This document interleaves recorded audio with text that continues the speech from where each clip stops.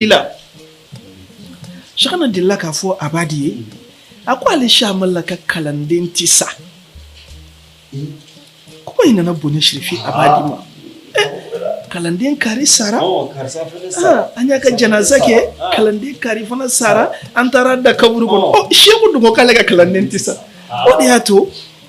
kalandin dusku manafo ki bisika chogo wallahi alaka shegu bi dusku sabati ga akram ko ya fo makuma fo wati janna nake jarabi boyane tuguni utarani abadi yo koron felafe ani shagana ka kalandin chama ubi kalandin chenche sanfela do bunu jokle la ubu goshi ubi toro beda kwa yire toro nana boya kalandin do fatura kalandin do fatura uyadi akalandin nyoma ulo ya ko ka seli aka ayo kaburu kontia yoro be chenchen buye yoro do wuba ka ubalma kalandin sutrai yire utoru la kalo woro kalandin wore na fatu aywa buyo fana di kalandin makalano nya ko ubalma kalandin ka selaka aywa kaburu tamasere konti doya chenchen sanfela donga uye dangani ya soro anya kalandin folo mindo aywa anga surunya ola gire uye chenchen wubare katabo kalande mi fatura kalo woro akasa kadiba fu adona sa foi dala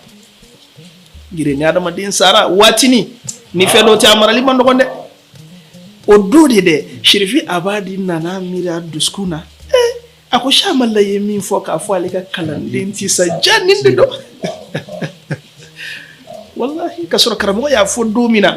ana le bi jabi ye domina don kelente kajanyo wona nasaraw ye papier do sebe kati shamalla makuta amine bli ay papier ndi abadi dema ko shirifi abadi kata papier la sabu shirifi abadi tara papier la sabu dodo nanake shamalla kwama kwa kata ale papier minda makaka la sabu kakata papier tara shirifi abadi tara ye so fambe yala apa papier annana annale shamalla kwama ko yibani do ka minta de ako do tatana ale bi papier bla domi nansaro ye sebeni kaka ka kashew kaka sentiru bala ga adna la kwabna papier ta kera iba foni mamin tara ki vita papier kura sambitigla sebeni na kashe na sentir be wille do ka bwala aga papier jaman gansai fuitala shamalla kwama ko ibini ndowa shirfi abadi ko ai akwata do shamalla kwama akunna sarai galo de tige minani maba wiyen galo de tige odi ato sebeni be willa ka bo papier la ri mani wonko est ce que abi ni hakili ko no ni go kibani ni itai odi ato muti mo alaka sheko abi kalandin duskun sabati hal ni duskun abi skaska aduna danganiya dima minga bonka teme koroleka an karamo do fatura karamo shana jatte kiba fatura mameo sandama dotro wallahi gire a fatule annana sugudda mogoddo de la ako shubi kanyininga kaburu kono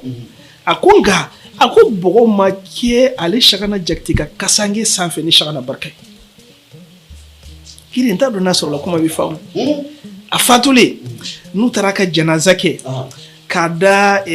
kaburu kono janaza be bane de anana sugudi da mogodola ko shubi ka jininga kaburu kono nga hali bogo make ale ka kasange safe ni shamalla barka jango ka jininga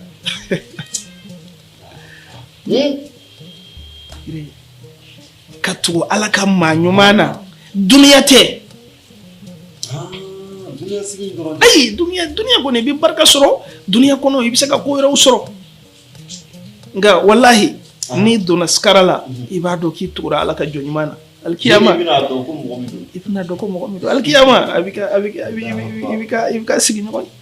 ko de to ngo baro do la no baro insigi bitene gire